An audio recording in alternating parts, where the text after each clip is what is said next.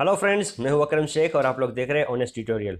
Friends, आज video के अंदर हम लोग देखेंगे जो 11th स्टैंडर्ड का अकाउंटेंसी जो आपका सब्जेक्ट है, उसके अंदर हमारा चैप्टर जो चल रहा है जर्नल, उसकी हम लोग आगे की एक्टिविटीज़ यानी कि आगे की एक्सरसाइज हम लोग देखेंगे। हम लोग ऑलरेडी पिछले वीडियोज़ के अंदर हम लोग देख चुके हैं कि कैपिटल ड्राइंग्स, फिर बैंक का जो ट्रांजेक्शन्स है और बैंक का इंटरेस्ट, इसके रिलेटेड जो भी जर्नल एंट्रीज है वो हम लोग ऑलरेडी डिस्कस चुके हैं। आज के वीडियो में हम लोग देखेंगे यहाँ पे डिस्काउंट के बारे में, यानी कि अलाउंसेस। तो डिस्काउंट जो है फ्रेंड्स वो होते हैं दो प्रकार के, एक होता है हमारा ट्रेड डिस्काउंट और दूसरा होता है कैश डिस्काउंट। तो पहले हम लोग इसकी थोड़ी थियोरिकल हम लोग इसका नॉलेज ले लेते हैं कि क्या होता है, फिर हम लोग इसकी जनरल एंट्रीज हम लोग यहाँ पे एक्सप्लेन कर लेते हैं। तो सबसे पहले देखिए आप लोग क्या है ट्रेड डिस्काउंट। जो ट्रेड डिस्काउंट होता है वो क्या होता है, company displace total price on packing of commodities. जो पैकिंग जो होता है बराबर, उसके ऊपर कंपनी एक प्राइस लगा दी, डिस्प्ले प्राइस होता है बराबर, कि वो उस कीमत पे उस चीज को बेचेंगे। Company mentions total price on packing of almost all the products. जितने भी प्रोडक्ट्स कंपनी बनाएगी, हर एक चीज को प्रोडक्ट को बेचने के लिए उसके ऊपर सभी प्रोडक्ट के ऊपर अपनी प्राइस लगाएगी।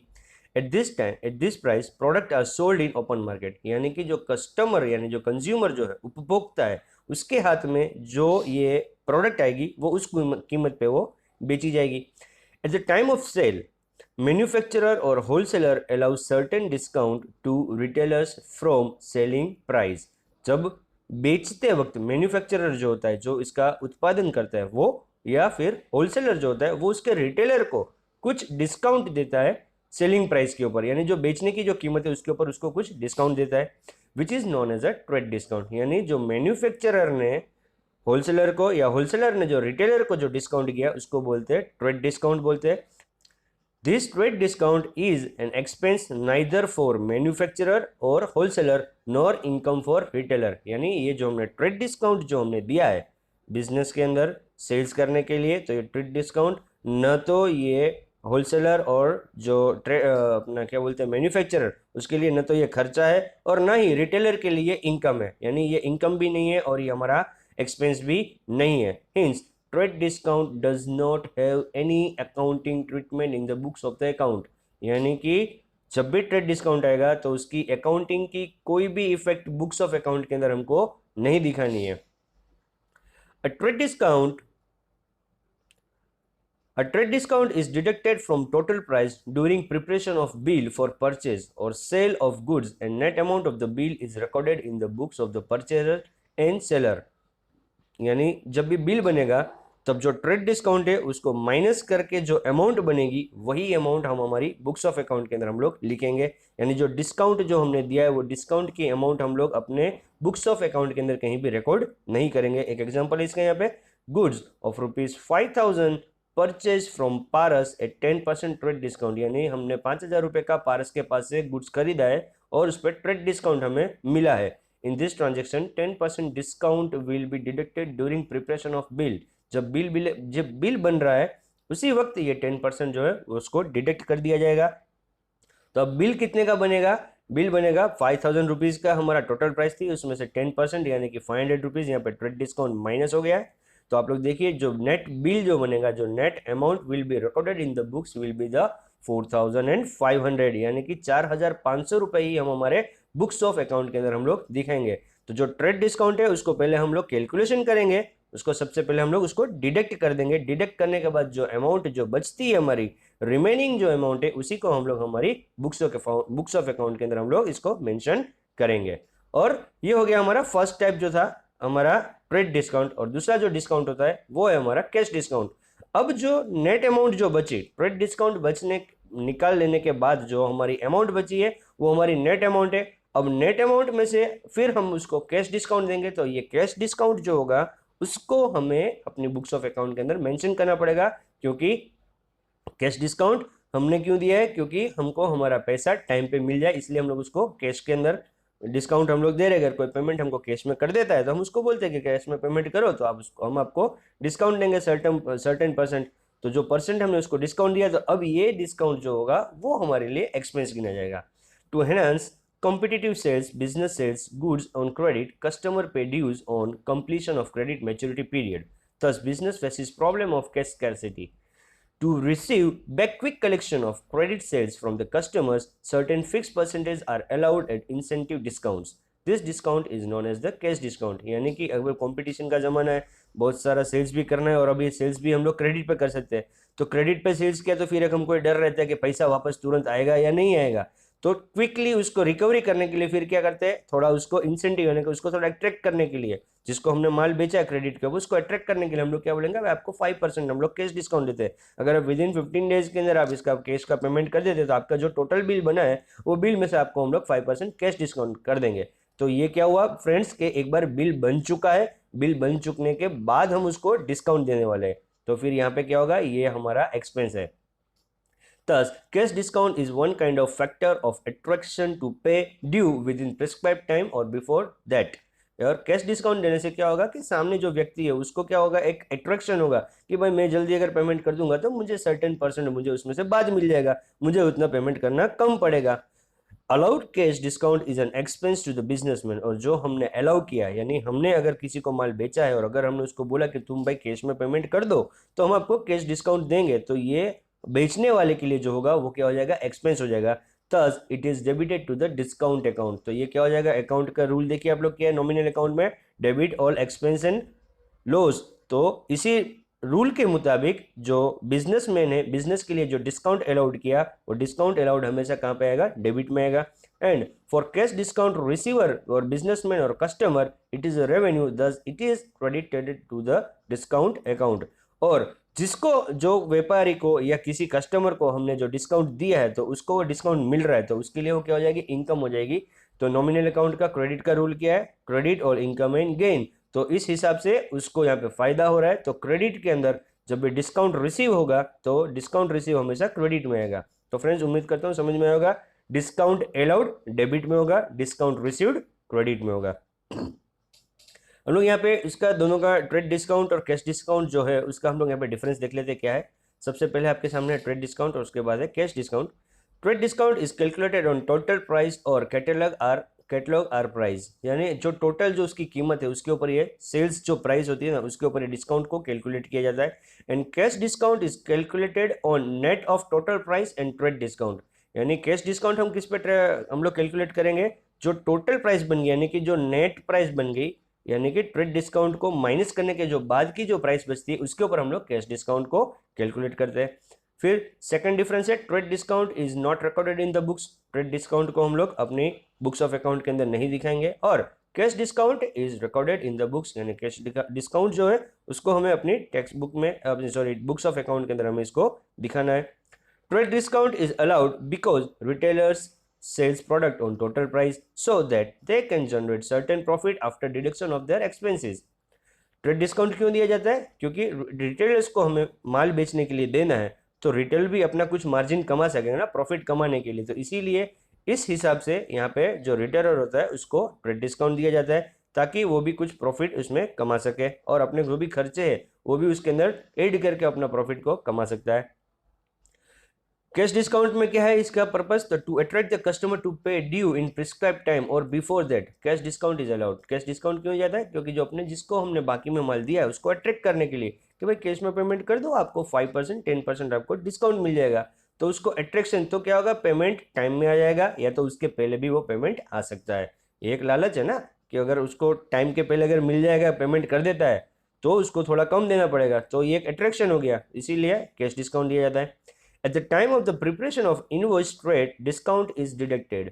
जब ट्रेड डिस्काउंट में क्या होगा, जब हम इनवॉइस बनाते उसी वक्त, इनवॉइस बनाते वक्त ही हमें वो ट्रेड डिस्काउंट जो है उसको डिडक्ट कर देना है, उसको फिर हमें वापस उसके अंदर बुक्स ऑफ अकाउंट के अंदर उसको मेंशन करना नहीं है। यानी कि जब बिल बनेगा उसी वक्त ये ट्रेड डिस्काउंट माइनस हो जाएगा। एंड कैश डिस्काउंट में क्या होगा, eight the time of the preparation of invoice cash discount is not deducted. अब जब हम इनवॉइस बना रहे हैं तो हमने क्रेडिट का इनवॉइस बनाया, तो यहाँ पे हम लोग डिस्काउंट कैसे माइनस कर सकते हैं, कैश डिस्काउंट। कैश डिस्काउंट कब होगा, जब वो पेमेंट करेगा तब उसका कैश डिस्काउंट होगा। तो ये बिल तो ऑलरेडी हमारा बन चुका है, जब बिल बन चुका है तो हमने उसको दे दिया। अब जब इसको बिल दे दिया, अब बाद में अगर वो प्रिस्क्राइब टाइम के अंदर अगर हमको पेमेंट कर देता है तो हम उसको डिस्काउंट देंगे, तो ये हमारे लिए एक्सपेंस हो जाएगा और ये बिल में मेंशन नहीं होगा। फिर फिफ्थ जो इसका डिफरेंस है वो क्या है, sometimes customer get tempted to purchase in big quantity due to trade discount. Trade discount देने की वजह से क्या होता है, जो कस्टमर्स होता है वो बहुत बड़ी क्वांटिटी में, बड़ी मात्रा के अंदर वो चीज़ को खरीद सकता है वो, और due to cash discount customer are tempted to pay amount in prescribe time और बिफोर दैट। और कैश डिस्काउंट देने से क्या होगा कि कैश डिस्काउंट अगर हम लोग देंगे तो फिर जो पेमेंट का जो टाइमिंग है या तो उस टाइम पीरियड के अंदर वो पेमेंट कर देगा और या तो फिर उसके पहले हमको उसका पेमेंट मिल जाएगा। तो फ्रेंड्स ये थे हमारा ट्रेड डिस्काउंट और कैश डिस्काउंट के बीच में क्या डिफरेंस है वो हमने देखा यहाँ पे। उम्मीद करता हूँ समझ में आया होगा। ट्रेड डिस्काउंट हमेशा बिल बनता है तब उसको मेंशन किया जाता है, लेकिन जो ट्रेड डिस्काउंट जो डिस्काउंट दिया वो डिस्काउंट वाली अमाउंट हम लोग अपनी बुक्स ऑफ अकाउंट में नहीं दिखाते हैं और उसको डिडक्ट करने के बाद की जो हमारी अमाउंट होती है वही हम हमारी सेल्स प्राइस में हम उसको दिखाएंगे। और कैश डिस्काउंट होता है वो हमारे अकाउंट में, वो कैश डिस्काउंट जो है वो हमारा एक्सपेंस है, तो कैश डिस्काउंट हमेशा डेबिट में होगा अगर हमने अलाउ किया है, यानी डिस्काउंट अलाउड है तो डेबिट में होगा। और अगर हमें डिस्काउंट मिला है यानी हमने क्रेडिट पे परचेस किया और हमें पेमेंट अगर टाइम पे कर देते हैं और हमें अगर कैश डिस्काउंट मिलेगा तो बिजनेस के लिए वो इनकम हो जाएगी, तो वो होगा डिस्काउंट रिसीव्ड। और डिस्काउंट रिसीव्ड हमारे साथ हमेशा कहाँ पे आएगा, क्रेडिट में आएगा। तो हम लोग इसके यहाँ पे जर्नल एंट्री सॉरी इसका इलस्ट्रेशन जो है वो पूरा यहाँ पे देख लेते हैं हम लोग। सबसे पहले आपके सामने जो क्वेश्चन जो है इलस्ट्रेशन नंबर 8 उसको आप लोग नोट डाउन कर लीजिए। मैं यहाँ पे स्क्रीन को स्क्रॉल कर देता हूँ, आप लोग इसको नोट डाउन कर लीजिए। Record the following transaction in the journal of Mahendra Sanghvi. और ये सारा ट्रांजेक्शन है 2014 का जुलाई महीने का। तो आप लोग एक एक सारे ट्रांजेक्शन जितने भी उसको पहले आप लोग पॉज कर लीजिए वीडियो को और यहाँ पे सारे ट्रांजेक्शन्स को लिख लीजिए।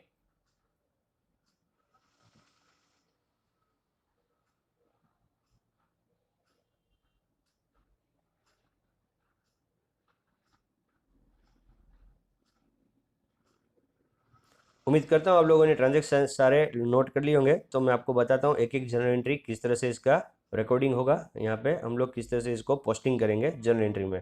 तो ट्रांजेक्शन क्या, हमारा क्वेश्चन किसका था, ये बुक किसकी थी, महेंद्र संघवी की। So journal entry of Mahendra Sanghvi, सबसे पहले हेडिंग क्या आएगा, journal entry of Mahendra Sanghvi. और जर्नल का जो फॉर्मेट है date, particular, ledger folio, debit and credit column, जो इसका 5 कॉलम का इसका पूरा फॉर्मेट है। अब सबसे पहले क्या लिखेंगे, डेट में 2014, फिर मंथ जो दिया आपको, जो ट्रांजेक्शन्स दिए उसमें देखिए आप लोग क्या है, जुलाई। अब ये सारे ट्रांजेक्शन जितने भी है वो सारे कौन से, जुलाई मंथ के ही है। तो जुलाई मंथ का डेट वाइज दिया हुआ है, तो आप लोग सिर्फ अब बाकी के ट्रांजेक्शन में हर बार 2014 और जुलाई लिखने की जरूरत नहीं, क्योंकि सेम ईयर और सेम मंथ है, तो सिर्फ डेट लिखेंगे तो बाद में चलेगा, लेकिन पहले ट्रांजेक्शन में आपको लिखना जरूरी है। तो यहाँ पे जुलाई 1 को आपका क्या ट्रांजेक्शन है, goods of ₹10,000 purchased at 10% discount from the Taruna Traders. पहले ये भी हमको समझना है कि ये ट्रांजेक्शन जो है वो कैश ट्रांजेक्शन है या क्रेडिट ट्रांजेक्शन है। तो यहाँ पे क्या दिया है, goods of ₹10,000 purchased at 10% trade discount from Taruna Traders. Taruna Traders के पास से लिया, कैश वर्ड कहीं भी मेंशन नहीं किया है, हमने पेमेंट किया ऐसा कुछ भी बताया नहीं गया है। इसीलिए यहाँ पे हम लोग जब गुड्स हमने परचेज किया तो क्या लिखते हैं हम लोग, परचेज अकाउंट लिखेंगे, परचेज अकाउंट, सामने डीआर, डेबिट का डीआर लिखा। उसी लाइन में अब हमने 10,000 का गुड्स परचेज किया था, लेकिन उस पर 10% ट्रेड डिस्काउंट था, तो 10,000 का 10% कितना होता है, 1,000। तो 1,000 रुपीज़ 10,000 में से माइनस कीजिए तो कितना आएगा आपका, टोटल आ जाएगा अमाउंट 9,000। यहाँ पे हमने बुक्स ऑफ अकाउंट के अंदर 9,000 रुपीज़ ही यहाँ पे हम लोग मेंशन करेंगे। क्यों 9,000 मेंशन करेंगे फ्रेंड्स, क्योंकि ट्रेड डिस्काउंट है। ट्रेड डिस्काउंट जब बिल बनेगा उसके अंदर पहले ही डिडक्ट होगा और बाद में जो नेट अमाउंट होगी वही हम हमारे बुक्स ऑफ अकाउंट के अंदर हम लोग लेंगे। तो 9,000 रुपीज़ ही हमको यहाँ पे मेंशन करना है, instead of 10,000 we will record 9,000 only. अब आगे थोड़ा स्पेस छोड़ा क्रेडिट इफेक्ट के लिए, तो क्रेडिट इफेक्ट के लिए आगे जब स्पेस छोड़ा तो बाद में फिर स्टार्ट कहाँ से करेंगे हम लोग, 2 वर्ड के साथ स्टार्ट करेंगे, TO यानी 2 लिखा, उसके बाद हम लोग लिखेंगे तरुणा ट्रेडर्स। क्यों तरुणा ट्रेडर्स लिखा, क्योंकि यहाँ पे हमने कैश में ट्रांजेक्शन नहीं किया है। अगर कैश में होता तो कैश आ जाता, लेकिन यहाँ पे हमने कैश में ट्रांजेक्शन नहीं किया, हमने परचेज किया है, तरुणा ट्रेडर्स के पास है, उसको पैसा दिया नहीं, यानी कि क्रेडिट ट्रांजेक्शन है। जब क्रेडिट ट्रांजेक्शन हुआ तो जो ये तरुणा ट्रेडर्स जो है वो हमारे लिए क्या बन गई, क्रेडिटर बन गई। तो जब क्रेडिटर होगा तो क्रेडिटर का नाम हमेशा कहाँ पे आता है, क्रेडिट साइड में आएगा। तो टू तरुणा ट्रेडर्स अकाउंट, फिर बाद में क्रेडिट या CR लिखने की जरूरत नहीं है, सीधा उसी लाइन के अंदर क्रेडिट कॉलम में चले जाइए। अमाउंट अगेन आप लोग 9,000 ही लिखेंगे, 10,000 लिखने की जरूरत नहीं है, क्योंकि ट्रेड डिस्काउंट माइनस करने के बाद की जो अमाउंट है वही सिर्फ आप लोग यहाँ पे लिखेंगे। तो आपका नेक्स्ट जो आपका ट्रांजेक्शन है वो देखिए क्या है आपकी नोटबुक में, goods of ₹7,000 sold to Gandhi Brothers on cash at 5% trade discount. Gandhi Brothers को हमने माल बेच दिया 5% ट्रेड डिस्काउंट के ऊपर, और कैश में तो ये हमको पता चल जाए, आइडेंटिफाई हो चुका हमारा कि ये जो हमारा ट्रांजेक्शन है वो क्रेडिट ट्रांजेक्शन नहीं है, कैसा है, कैश ट्रांजेक्शन है। लेकिन डिस्काउंट कौन सा दिया है फ्रेंड्स यहाँ पे, ट्रेड डिस्काउंट। तो ट्रेड डिस्काउंट दिया है तो हम लोग क्या करेंगे, पहले जो हमने माल बेचा 7,000 रुपये का, 7,000 रुपये के ऊपर हम लोग 5% निकालेंगे, जो 5% निकला उसको हम लोग डिडक्ट करेंगे। 7,000 में से 5% निकालो तो कितना होता है, 350 रुपीज़ निकलता है उसका। वो 350 रुपीज़ 7,000 में से माइनस करने के बाद अमाउंट कितनी बचती है, 6,650। तो ये 6,650 रुपीज़ जो है वही अमाउंट हम लोग हमारी बुक्स ऑफ अकाउंट में मेंशन करेंगे। अब यहाँ पे क्या हुआ है, कैश ट्रांजेक्शन है, तो बिजनेस में जैसे ही हमने माल बेचा तो बिजनेस में पैसा तो आ गया, तो कैश अकाउंट क्या बन जाएगा, डेबिट अकाउंट हो जाएगा। तो कैश अकाउंट डेबिट 6,650, और थोड़ा स्पेस छोड़ के टू सेल्स अकाउंट लिखेंगे, फिर पीछे क्रेडिट या तो CR नहीं लिखने की जरूरत है, टू सेल्स लिखेंगे क्योंकि यहाँ पे हमने गुड्स को बेचा है। तो टू सेल्स अकाउंट और क्रेडिट में कॉलम के अंदर आ जाएगा 6,650, और यहाँ पे नरेशन लिखेंगे, being goods of ₹7,000 sold to Gandhi Brothers at 5% trade discount. Trade discount था तो हमने वो अमाउंट को डिडक्ट करके बाकी का जो अमाउंट बचता था वही यहाँ पे लिया है। तो पहले दोनों ट्रांजेक्शन आपको समझ में आ गए होंगे। Now the third transaction is goods of ₹12,000 purchase from Mangaldas at 10% trade discount and at 10% trade discount and 5% cash discount, payment is made in cash. यानी हमने परचेज किया है 12,000 रुपये का माल मंगलदास के पास से, और क्या बोला है कि 5% है वो हमको, सॉरी 10% हमको ट्रेड डिस्काउंट है, ट्रेड डिस्काउंट हमको मिला है। तो पहले तो 12,000 का 10% निकालो, कितना होता है फ्रेंड्स, 12,000 का 10% यानी कि 1,200, यानी 1,200 रुपये तो सीधा माइनस हो गया हमारा जो गुड्स हमने जो परचेज किया उसमें से। तो 1,200 रुपये माइनस करो 12,000 में से, तो टोटल अमाउंट कितना हुआ, 10,800। तो बिल कितने का बनेगा हमारा, 10,800 का। तो गुड्स तो हमने परचेज किया, तो यहाँ पे लिखा परचेज अकाउंट डेबिट 10,800। समझ में आया ना, ट्रेड डिस्काउंट जो मिला था वो पहले हमने डिडक्ट कर दिया। अब डिडक्ट करने के बाद हमको क्या हुआ, अमाउंट मिली हमको, हमारी नेट अमाउंट, हमें इसको कितना पे करना है, तो 10,800। लेकिन आगे क्वेश्चन ये बोला एंड 5% कैश डिस्काउंट, और 5% उसने हमको कैश डिस्काउंट भी दिया है, and payment is made in cash, और हमने तुरंत हमको उसको पेमेंट भी कर दिया। तो अब हमें उसको 10,800 रुपीज़ को पे करने हैं, और हम उसको अभी तुरंत ही हम उसको पेमेंट कर रहे हैं। तो अब इसने हमको बोला है कि भाई कैश में दोगे तो 5% आपको डिस्काउंट मिलेगा। तो 10,800 का 5% कितना होता है फ्रेंड्स, 10,800 का 5% जो बना वो बना आपका 540 रुपीज़। कितना बना, अभी ये 12,000 के ऊपर 5% नहीं है, अभी भी समझिए आप लोग क्या है, ये 12,000 के ऊपर 5% नहीं है, किस पे है, ये 10,800, यानी जो बिल बन गया ट्रेड डिस्काउंट माइनस करने के बाद जो बिल बना है, वो जो अमाउंट आई 10,800, ये 10,800 का 5% यानी कि 540। अब ये हमको मिला है, हमने परचेज किया तो ये हमको डिस्काउंट रिसीव हुआ। तो यहाँ पे देखिए पहले क्या लिखा, टू डिस्काउंट रिसीव 540। अब हमें उसको पेमेंट कितना करना था, 10,800। 10,800 में से 540 का तो हमको फायदा हो गया। तो अब हम इसको कितना पेमेंट कर रहे हैं, बाकी का जो अमाउंट बचा यानी कि 10,260 रुपीज़ जो है वो हम उसको पे कर रहे हैं। तो ये हमने उसको पेमेंट कर दिया, तो पेमेंट कर दिया तो कैश गया बिजनेस में से, इसीलिए यहाँ पे लिखा है टू कैश अकाउंट 10,260, और दूसरा हमने क्रेडिट में इफेक्ट आई किया टू डिस्काउंट अकाउंट 540। देखिए यहाँ पे क्रेडिट में दो इफेक्ट आ रही है, क्रेडिट में दो इफेक्ट आई, क्यों दो इफेक्ट आई, क्योंकि एक तो हमने कैश का पेमेंट किया और साथ में हमको डिस्काउंट रिसीव हुआ है, तो ये दोनों इफेक्ट हमारी क्रेडिट की है। और ये दोनों का टोटल 10,260 और 540 का टोटल करोगे तो 10,800 आपका बन जाएगा। हर एक ट्रांजेक्शन का डेबिट और क्रेडिट का जो टोटल है वो इक्वल होना जरूरी है। उसके बाद आप लोग देखिए 10 तारीख का आपका क्या है ट्रांजेक्शन, 10 तारीख को goods of ₹11,000 sold to Viral at 10% trade discount and 5% cash discount, payment is received in cash. अब यहाँ पे कैश ट्रांजेक्शन हुआ है, पेमेंट रिसीव्ड इन कैश है, यानी कैश ट्रांजेक्शन हो चुका है। अब यहाँ पे हमने सेल्स किया है, यहाँ पे हमने सेल्स किया है, तो सेल्स कितने का किया था हमने, यहाँ पे 11,000 रुपये का माल हमने बेचा है। 11,000 के माल के ऊपर हमने उसको बोला कि अगर आप हमसे माल खरीदिए, हम आपको 5% ट्रेड डिस्काउंट दे रहे हैं। तो पहले 11,000 का 5% निकालिए, कितना निकल जाता है, 11,000 का ट्रेड डिस्काउंट, सॉरी 10% था, ट्रेड डिस्काउंट 10% है, तो 11,000 का 10% 1,100 रुपीज़। तो ये तो आपका सीधा डिडक्ट हो जाएगा, यानी आपने जो इनवॉइस जो बनाएंगे और इनवॉइस के अंदर आप लोग क्या लिखेंगे 11,000 माइनस 10% यानी कि 1100। तो टोटल अमाउंट कितना बन जाएगा उसका, नेट अमाउंट बनेगा सेल्स का आपका 9,900। ये देखिए स्क्रीन पे आप लोग क्रेडिट के अंदर आपने लिखा है, टू सेल्स के अंदर लिखा है ना 9,900, क्योंकि आपने माल बेचा है। जब माल बेचेंगे तो सेल्स हमेशा क्रेडिट में आएगा, तो यहाँ पे 9,900 का आपका इनवॉइस बन रहा है। अब यहाँ पे आपने ये बोला है कि भाई आप अगर पेमेंट कैश में कर दे तो आपको 5% का कैश डिस्काउंट भी आपको मिलेगा। तो वो जो भाई साहब जो है विरल, उन्होंने तो यहाँ पे पेमेंट कर दिया है आपको, तुरंत ही कर दिया, तो उसको 5% कैश डिस्काउंट भी देना पड़ेगा। तो अब कैश डिस्काउंट आप किस पे देंगे, यस दिस 9,900 जो अमाउंट है, यानी ट्रेड डिस्काउंट माइनस होने के बाद की जो अमाउंट है 9,900, उसके ऊपर आप लोग उसको 5% का डिस्काउंट देंगे। तो अब आप डिस्काउंट दे रहे हैं तो आपके लिए क्या हो गया, एक्सपेंस हो गया। तो डिस्काउंट अलाउड जो है वो डेबिट में आ जाएगा। तो 9,900 का 5% निकलता है 495। तो जो विरल जो है वो आपको 495 रुपीज़ तो देगा नहीं, क्योंकि आपने उसको 5% डिस्काउंट बोला है। तो ये आपका एक्सपेंस हो गया। तो डिस्काउंट में लिखेंगे डिस्काउंट अकाउंट डेबिट 495 आप लोग लिखेंगे।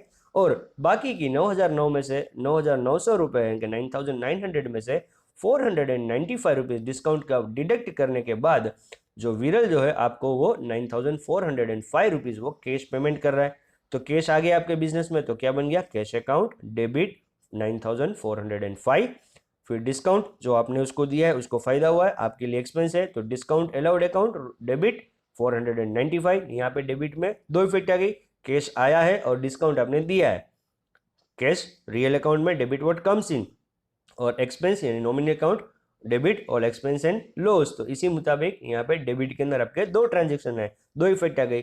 और फिर आपने क्रेडिट इफेक्ट के लिए टू सेल्स अकाउंट, क्योंकि आपने गुड्स बेचा है, तो टू सेल्स अकाउंट 9,900 रुपीज़। और नरेशन में आप लोग मेंशन करेंगे being goods of rupees 11,000 sold on cash eight 10% trade discount and 5% cash discount. तो समझ में आया आपको फ्रेंड्स। अब आप लोग देखिए 12 तारीख का आपका ट्रांजेक्शन क्या है, नोटबुक के अंदर goods of rupees 8,000 purchase from Bihari Brothers at 10% trade discount and 10% cash discount, paid half the amount immediately by cash. Question को पहले समझना जरूरी है। 12 तारीख का जो ट्रांजेक्शन उसमें से बोला कि आपने गुड्स खरीदा है बिहारी ब्रदर्स के पास से 8,000 रुपये का, और 10% ट्रेड डिस्काउंट दिया, और 10% उसने आपको कैश डिस्काउंट दिया है, और आपने उसको पेमेंट जो है वो कैश डिस्काउंट के उसने बोला है 10% कैश डिस्काउंट, आपने उसको आधा पेमेंट अभी कर दिया है, आधा पेमेंट अभी आपने बाकी रखा है। तो सबसे पहले तो हम लोग ट्रेड डिस्काउंट को पहले हम लोग माइनस कर देते हैं। परचेस कितने का क्या था, 8,000 का। 8,000 का अगर आप टोटल करें और उसके अंदर आप 10% को माइनस करें तो 800 रुपीज़ माइनस करेंगे, तो आपका जो बिल बनेगा, आपने जो परचेस किया वो कितने का गुड्स बन जाएगा आपका 7,200। 8,000 माइनस 800 इज इक्वल टू 7,200। तो आपने जो गुड्स जो परचेज किया वो कितने का हो गया, परचेज अकाउंट डेबिट 7,200। अब यहाँ पे बात आती है कि आपको 10% कैश डिस्काउंट भी दे रही है। जो बिहारी ब्रदर्स है उसने बोला कि आप कैश में पेमेंट करोगे तो आपको 10% कैश डिस्काउंट मिलेगा, लेकिन आपने जो किया वो क्या किया, आपने 50% का पेमेंट आपने कैश में किया। इट मीन्स 50% अभी दिया, 50% आप बाद में देने वाले हो। तो पहले 7,200 का 50% है वो आपका बाकी का अमाउंट है, पहले आप निकालिए आप लोग 7,200 इंटू 50% कीजिए तो टोटल अमाउंट 3,600 जो आपने उसको पेमेंट करना बाकी है। पेमेंट करना बाकी है तो किसको पेमेंट करेंगे हम लोग, बिहारी ब्रदर्स को। तो पहले 7,000 जो इनवॉइस नेट इनवॉइस बना, वो नेट इनवॉइस का 7,200 का 50% आपको पेमेंट करना बाकी रहेगा, और 50% आप कैश में पेमेंट कर रहे हैं। तो पहले जो बाकी अमाउंट है पहले उसको निकालिए, बाकी कितना है 3,600, 50% इसका निकालिए कितना बनेगा 3,600। तो किसको देंगे आप लोग, बिहारी ब्रदर्स को देना बाकी है। तो ये आपका क्या बन गया, क्रेडिटर बन गया। तो टू बिहारी ब्रदर्स 3,600 कहाँ पे आएगा, क्रेडिट कॉलम में। अब फ्रेंड्स बाकी के 3,600 आप लोग उसको कैश पेमेंट कर रहे हैं, तो जब 3,600 बाकी का 3,600 बाकी और 3,600 आप उसको पे कर रहे हैं, तो 3,600 अगर आप पे कर रहे हो तो उसने कंडीशन दी थी कि अगर आप पेमेंट करोगे कैश में तो आपको 5% का कैश डिस्काउंट भी मिलेगा। तो अब ये बाकी के जो 3,600 अभी आप उसको इमीडिएटली पे करने वाले थे उसमें से आपको 10% डिस्काउंट मिल रहा है। तो 3,600 का 10% डिस्काउंट कितना हो गया फ्रेंड्स आपका 360। तो ये आपके लिए क्या हो गया, इनकम हो गई। तो अभी आपको पूरे 3,600 देने की जरूरत नहीं है, 360 रुपये तो आपको डिस्काउंट मिल गया आपको। तो जो डिस्काउंट आपको मिला है तो ये क्या हो गया, डिस्काउंट रिसीव्ड। तो यहाँ पे लिखेंगे to discount received account 360 rupees, ये भी आपका कहाँ पे आएगा, क्रेडिट में आएगा। अब आपको उसे 3,600 अभी इमीडिएटली पे करने थे कैश में, उसने आपको डिस्काउंट दिया, तो 3,600 में से 360 रुपये आप उसका माइनस कर दीजिए, और बाकी का जो 3,240 रुपये वो आप उसको पेमेंट कर रहे हैं। तो यहाँ पे आप लोग लिखेंगे क्रेडिट में एक और इफेक्ट आएगी, टू कैश अकाउंट, यानी कि आपने उसको रोकड़ा दे दिया, बिजनेस में आपका पैसा गया ना, तो टू कैश अकाउंट, वो भी क्रेडिट इफेक्ट के अंदर 3,240। तो यहाँ पे देखा आपने फ्रेंड्स कि यहाँ पे क्रेडिट के अंदर तीन तीन इफेक्ट आई आपकी। क्यों तीन इफेक्ट आई?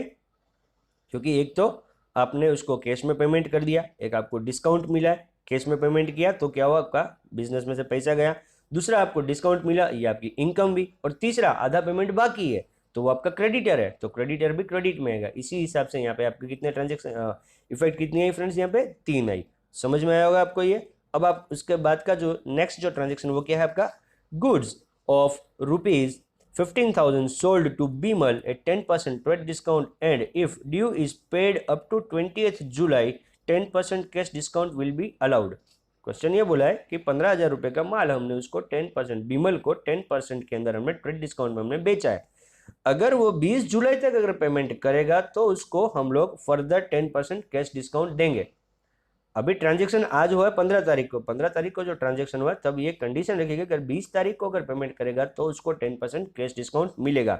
यानी हम लोग 15 तारीख को जब इनवॉइस बनाएंगे तब तो वो कैश दे नहीं रहा है, तो अभी तक कैश डिस्काउंट की कोई बात आएगी नहीं। तो यहाँ पे सिंपल हो जाएगा, बिमल ने यहाँ पे पेमेंट किया नहीं है, ये भी पता चल गया। उसने क्या बोला है कि 20 तारीख को अगर पेमेंट करेगा तो आपको कैश डिस्काउंट मिलेगा। तो यहाँ पे जब इनवॉइस बन रही है तो इनवॉइस बनेगी तब किसकी चीज़ की बनेगी, सेल्स की बनेगी। अब वो पेमेंट तो कर नहीं रहा है तो बीमल जो हमारा क्या हो गया, डेटर बन गया, क्योंकि उसके पास से हमें पैसा लेना है, क्योंकि उसको गुड्स मिलेगा और अभी वो पैसा तो दे नहीं रहा है, तो हम बीमल के पास से पैसा मांगेंगे, तो बीमल अकाउंट बन जाएगा डेबिट। अब गुड्स था हमारा 15,000 का, 10% ट्रेड डिस्काउंट है, तो जब मैं बिल बनाऊंगा तो 15,000 माइनस ट्रेड डिस्काउंट जो है 10%, उसको माइनस करूंगा 1,500, और बिल का टोटल अमाउंट मेरा कितना बन जाएगा 13,500। तो 13,500 का मेरा बिल बन गया है, और वो बिल का अमाउंट मुझे किससे लेना है, बीमल से, इसलिए बीमल अकाउंट बन गया डेबिट 13,500, और फिर थोड़ा स्पेस छोड़ के टू सेल्स अकाउंट लिखा, क्योंकि यहाँ पे हमने माल बेच दिया है, अभी पेमेंट कुछ आया नहीं है, तो टू सेल्स अकाउंट 13,500। जो इसमें क्वेश्चन के अंदर ट्रांजेक्शन में जो आपके जो कंडीशन है उसमें ये था कि अगर 20 तारीख तक अगर पेमेंट कर देगा तो उसको 10% कैश डिस्काउंट मिलेगा, लेकिन अभी बिल बना है 15 तारीख को, और 15 तारीख को अभी तक पेमेंट नहीं हुआ है, तो ये कैश डिस्काउंट यहाँ पे नहीं आएगा। समझ में आया फ्रेंड्स आपको? और यहाँ पे आप लोग इसका नरेशन मेंशन करेंगे, being goods of rupees 15,000 sold to Bimal at 10% trade discount, 15,000 का माल 10% ट्रेड डिस्काउंट पे बेच दिया हमने। यहाँ पे कैश डिस्काउंट का कुछ भी हमको मेंशन करने की जरूरत नहीं है। अब 18 तारीख का आप लोग ट्रांजेक्शन देखिए क्या है आपका, for sales of 15th July Bimal has issued cheque for an half amount which is deposited in bank. अभी 15 तारीख का जो ट्रांजेक्शन था उसी में 18 तारीख का ट्रांजेक्शन हुआ, उसमें क्या किया, बीमल को हमने बोला था 20 तारीख के पहले अगर कैश में पेमेंट कर देते हो तो आपको 10% ट्रेड डिस्काउंट मिलेगा। तो बीमल के पास हम लोग 13,500 रुपये मांगते हैं, अगला ट्रांजेक्शन है ना, यहाँ पे 13,500 हम उसके पास मांगते हैं ट्रेड डिस्काउंट माइनस करने के बाद। तो बीमल ने यहाँ पे 18 तारीख को हमको चेक दे दिया, बीमल ने क्या किया, चेक दे दिया हमको। अब चेक जो दिया उसने हमको हाफ अमाउंट का दिया, कितना दिया है, हाफ अमाउंट।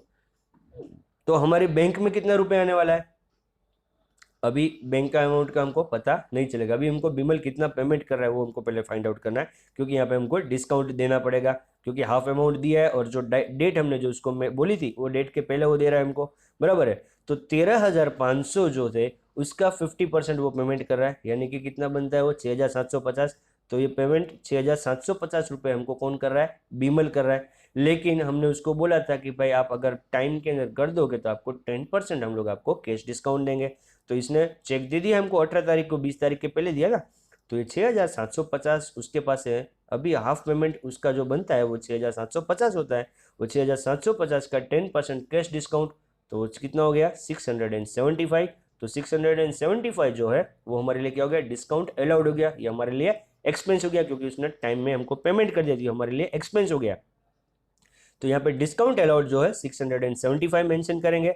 अब उसे हमें वो हमको पेमेंट हाफ पेमेंट के मुताबिक उसका हो रहा था 6,750, उसमें से 675 डिस्काउंट का पेमेंट वो काट देगा, तो जो बाकी जो रिमेनिंग जो अमाउंट बचती है 6,075 उसका वो हमें चेक लिख के देगा। तो ये चेक हमको मिलेगा, हम लोग कहाँ डिपॉजिट करेंगे, बैंक में। तो बैंक में जब पैसा आएगा तो चेक कितने का आया फ्रेंड्स, हमारा अमाउंट चेक की अमाउंट आएगी 6,075, यहाँ पे आप लोग 6750 लिखने की गलती नहीं करना, क्योंकि डिस्काउंट बाद करने के बाद, डिस्काउंट को डिडक्ट करने के बाद की जो अमाउंट है वो हमको जो बिमल है वो हमको पे कर रहा है। तो हमें जो चेक मिलेगा वो 6075 का मिलेगा। तो bank account debit 6075, discount allowed हमारा एक्सपेंस था इसीलिए यहाँ पे लिखा है डिस्काउंट अलाउड डेबिट 675, और टू बीमल अकाउंट 6750, यानी बीमल के पास से हमें 6750 का कामकाज हमारा निकल गया है। अभी भी हम उसके पास बाकी के रिमेनिंग जो है 6750 रुपये वो हम लोग उसके पास से मांग रहे हैं।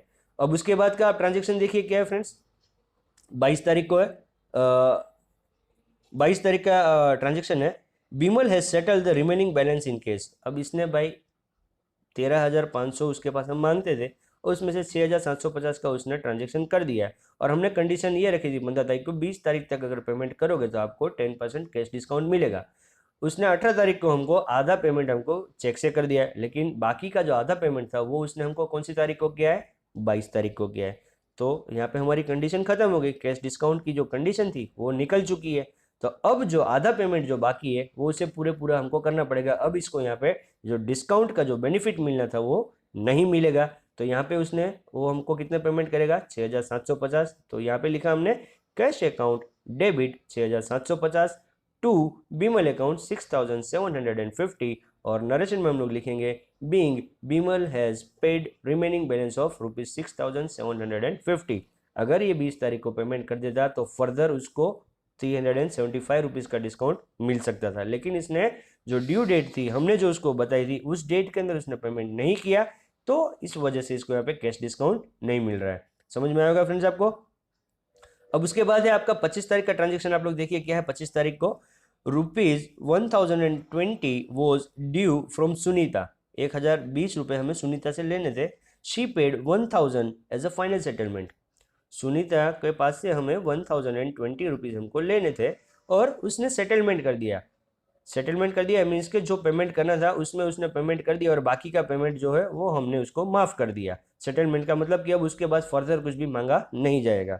तो 1020 रुपीज़ हम लोग सुनीता के पास से मांग रहे थे और उसने हमको 1000 कैश दिया और बोला कि अभी सेटलमेंट कर दो, तो हमने सेटलमेंट कर दिया। तो यहाँ पे फ्रेंड्स क्या हुआ, 1020 के सामने हमको कितना आ रहा है, 1000 रुपये आ रहा है, यानी कि 20 रुपये हमको कम आ रहे हैं। तो जो 20 रुपये हमको कम आ रहे हैं वो हमारे लिए क्या हो गया, वो हमको दे रही है ना सुनीता, इसलिए ये हमारे पास 1000 रुपये आएगा। तो बाकी का 20 रुपये हमको नहीं आ रहा, तो वो हमारे लिए क्या हो जाएगा, एक्सपेंस हो जाएगा। तो ये भी हम उसको क्या बोलेंगे, डिस्काउंट अलाउड। तो डिस्काउंट अलाउड कहाँ पे आता है, डेबिट में। तो सबसे पहले देखिए क्या हुआ, कैश आया हमारे पास, कैश अकाउंट डेबिट 1000 रुपीज़, क्योंकि सुनीता ने हमको पे किया है।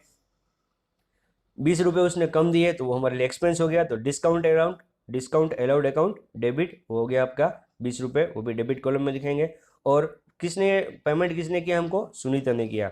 Sunita personal account debit the receiver credit the giver. तो यहाँ पे सुनीता क्या हुई, गिवर भी ना, उसने हमको पेमेंट किया, तो इसी हिसाब से सुनीता आएगी क्रेडिट इफेक्ट के अंदर। तो टू सुनीता अकाउंट 1020 रुपीज़ आप लोग लिखेंगे क्रेडिट कॉलम के अंदर, और फिर नरेशन मेंशन करेंगे being ₹1000 received from Sunita as final settlement for due of ₹1020। और लास्ट ट्रांजेक्शन है आप लोग देखिए क्या है, 31 जुलाई का क्या है आपका लास्ट ट्रांजेक्शन है आपका, A check of ₹800 was issued to Vaishali as final settlement for the due of ₹810। Vaishali को हमने एक चेक इश्यू किया है, यानी हम लोग चेक दे रहे हैं तो बैंक में से हमारा पैसा जाने वाला है। अब हमने उसको 810 रुपये देने थे और हमने उसको चेक कितने का दिया है, 800 रुपये का दिया है। चेक हमने उसको 800 रुपये का दिया है, हमें उसको देने थे 810।